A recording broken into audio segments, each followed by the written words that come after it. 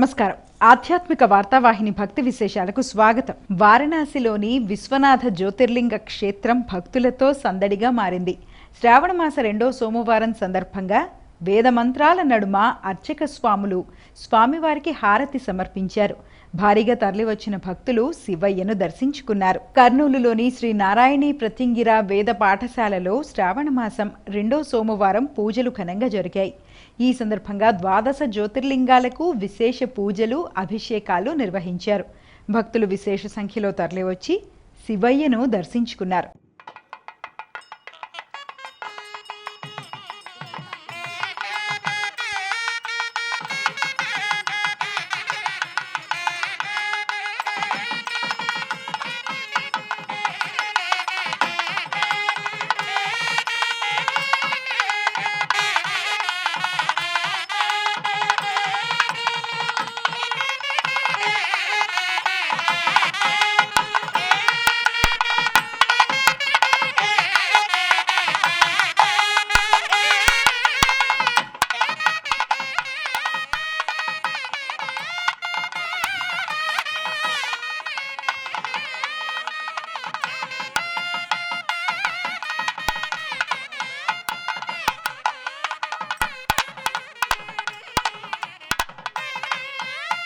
విజయవాడ మహాదేవపూర్ కాలనీలో స్ఫటికలింగానికి పంచామృతాభిషేకాలు జరిగాయి.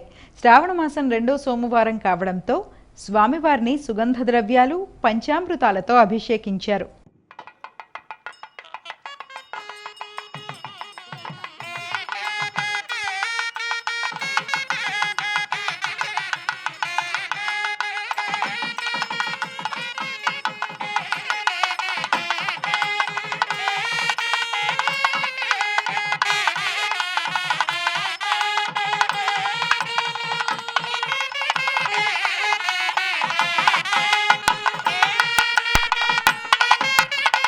శ్రీశైల మల్లన్న ఆలయానికి భక్తుల రద్దీ పెరిగింది. శ్రావణ మాసం 2వ సోమవారం కావడంతో భక్తులు భారీగా తరలివచ్చారు.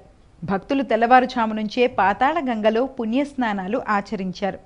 అనంతరం శ్రీ స్వామి అమ్మవార్ల దర్శనం కోసం వరుసల్లో బార్లు తీరారు. రద్దీ నేపథ్యంలో స్వామివార్ల దర్శనానికి గంటల కొద్దీ సమయం పట్టింది. కార్యనిర్వహణాధికారి శ్రీనివాసరావు, ఇతర ఆలయ అధికారులు భక్తులకు అవసరమైన ఏర్పాట్లు చేశారు.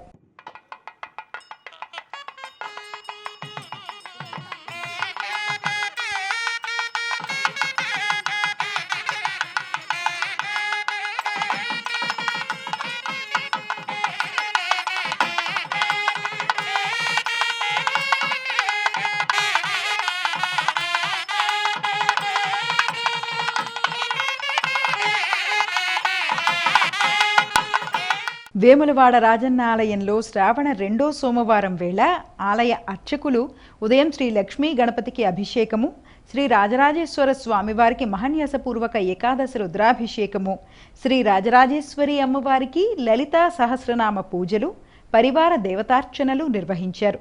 భీమేశ్వరాలయంలో తెల్లవారుజాము నుండే స్వామివారి దర్శనానికి క్యూ లైన్లో బార్లు తీరారు. భక్తులు స్వామివారి ప్రీతిపాత్రమైన కోడెమొక్కులు చెల్లించి తమ మొక్కులు చెల్లించుకున్నారు. భక్తులు భారీగా తరలి రావడంతో స్వామివారి దర్శనానికి 3 గంటల సమయం పట్టింది.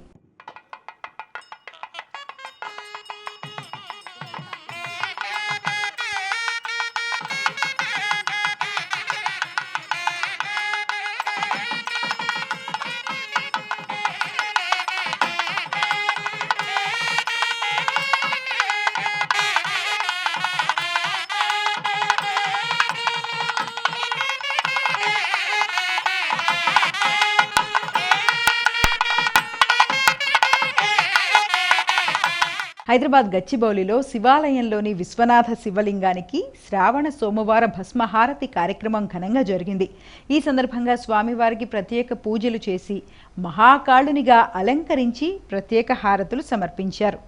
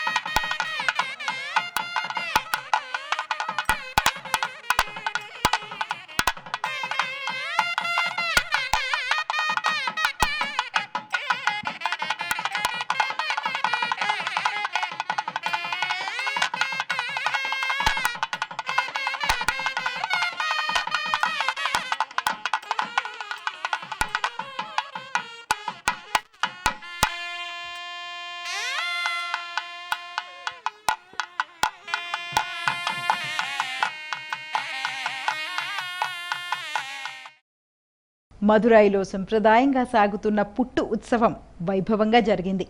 తమిళ మాసం ఆవణిలో ప్రతి ఏటా ఈ కార్యక్రమం జరుగుతూ ఉంటుంది.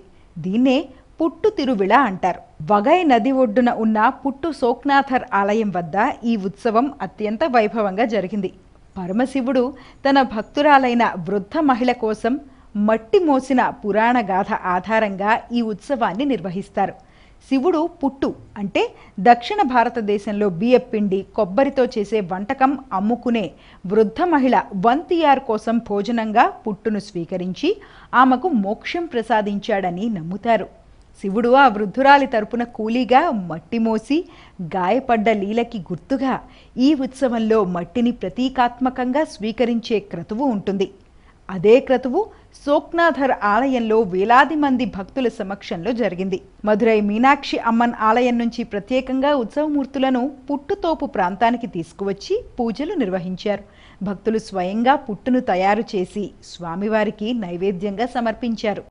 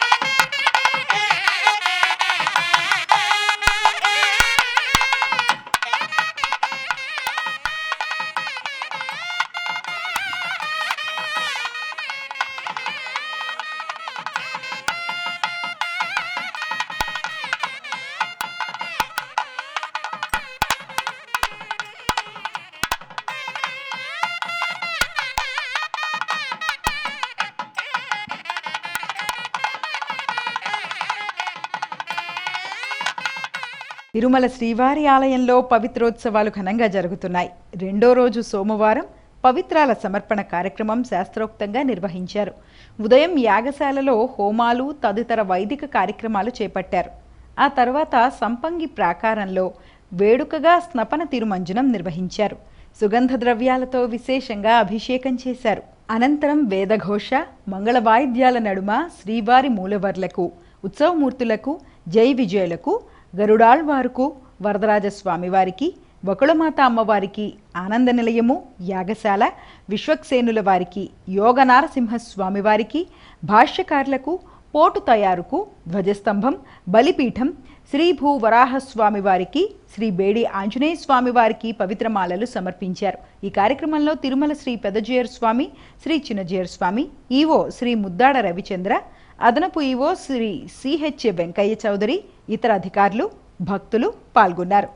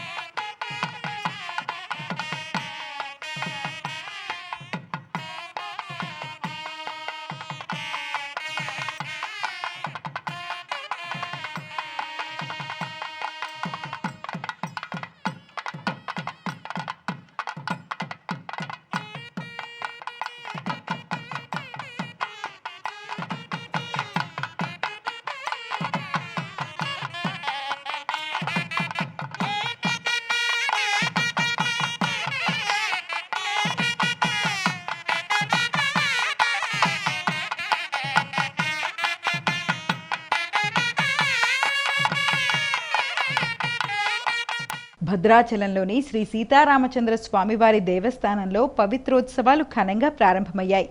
ఉత్సవాల్లో భాగంగా తొలి రోజు ఉదయం యాగశాలలో అర్చకులు అంకురార్పణ, దీక్షా వస్త్రాల సమర్పణ నిర్వహించారు. సాయంత్రం తీర్థబిందెతో పవిత్ర గోదావరి జలాలను యాగశాలకు తీసుకొచ్చారు. ఈ ఉత్సవాలు 5 రోజుల పాటు కొనసాగుతాయి. ఉత్సవాల్లో భాగంగా విశ్వక్సేన పూజ, అగ్ని ప్రతిష్ఠ, పవిత్రాధివాస హోమాలు నిర్వహిస్తారు. ఉత్సవాల చివరి రోజున 108 కలశాలతో ఉత్సవమూర్తులను అభిషేకిస్తారు.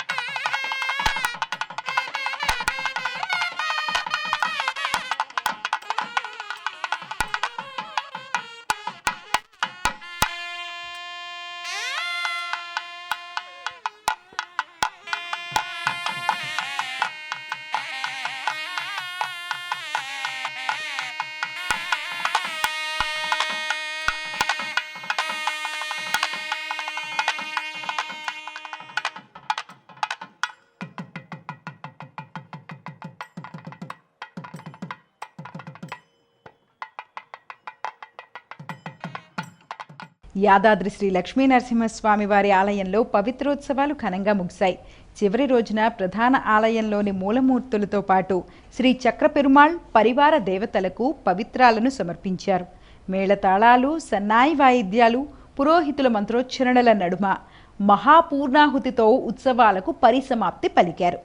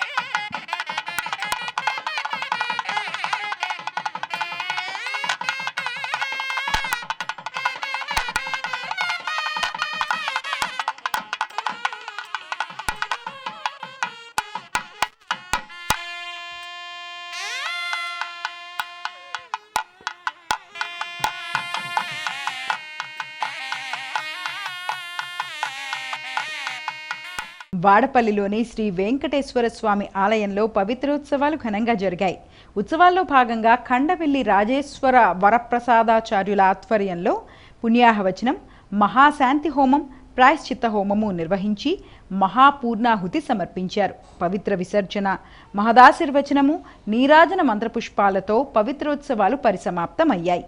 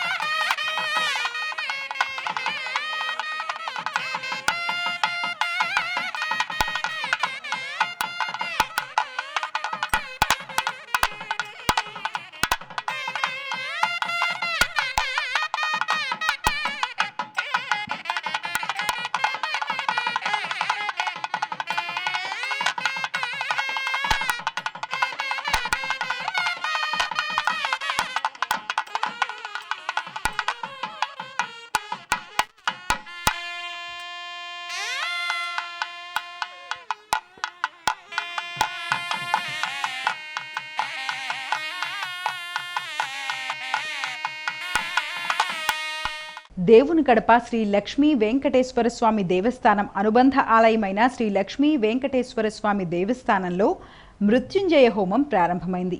మొదటి రోజు ఉదయం విశ్వక్సేన ఆరాధన, పుణ్యాహవచనం, ద్వారతోరణ పూజ, సోమకుంభ ఆరాధన, మండల ఆరాధన, ప్రధాన కుంభ స్థాపన, అగ్ని ప్రతిష్ఠా మూర్తి హోమము, శ్రీదేవి భూదేవి సమేత శ్రీ లక్ష్మీ వెంకటేశ్వర స్వామివారి ఉత్సవమూర్తులను పుష్పాలతో అర్చించారు. భక్తులు విశేష సంఖ్యలో పాల్గొని శ్రీ లక్ష్మీ వెంకటేశ్వర స్వామివారిని దర్శించుకుని తీర్థప్రసాదాలను స్వీకరించారు. పూజా కార్యక్రమానికి తిరుమల తిరుపతి దేవస్థానం అధికారులు హాజరు కాగా విశేష సంఖ్యలో భక్తులు పాల్గొన్నారు.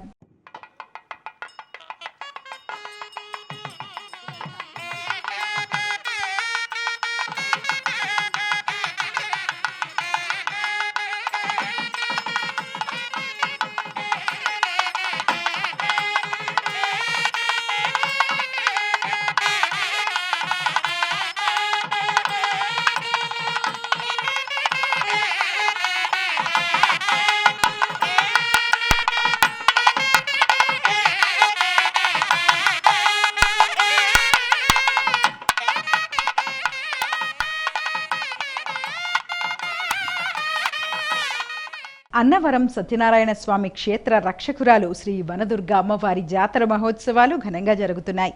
ఉత్సవాల్లో భాగంగా శ్రీ వనదుర్గామాత శ్రీ అన్నపూర్ణాదేవిగా భక్తులకు అభయప్రదానం చేసింది.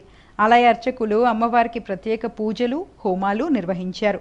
భక్తులు అమ్మవారికి వివిధ రకాల ఫలాలు, మిఠాయిలతో పాటు పట్టుచీర సమర్పించారు.